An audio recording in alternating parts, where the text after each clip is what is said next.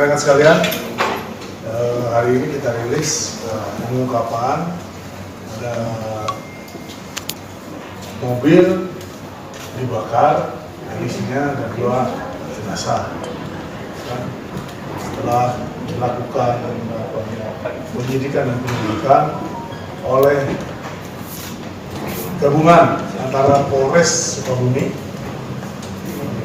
dengan Ditkrimum Polda Jabar, tim gabungan ini berhasil mengungkap siapa korban dan mobil siapa yang menggunakan. Ternyata mobil itu adalah mobil korban. Ada 2 lelaki bernama satu korban Bapak Edi Chandra, ya, lahir di Bandung ini tahun 65, alamatnya di Lebak Bulus.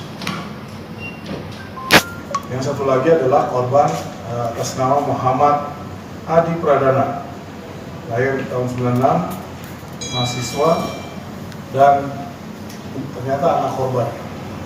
Jadi bapak sama anak.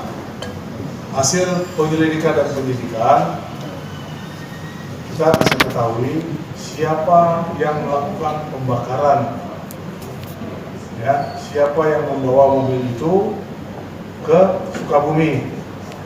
Itu sudah ditangkap, adalah seorang ibu dengan anaknya laki-laki, dan anaknya juga sekarang ternyata mengalami luka bakar 30%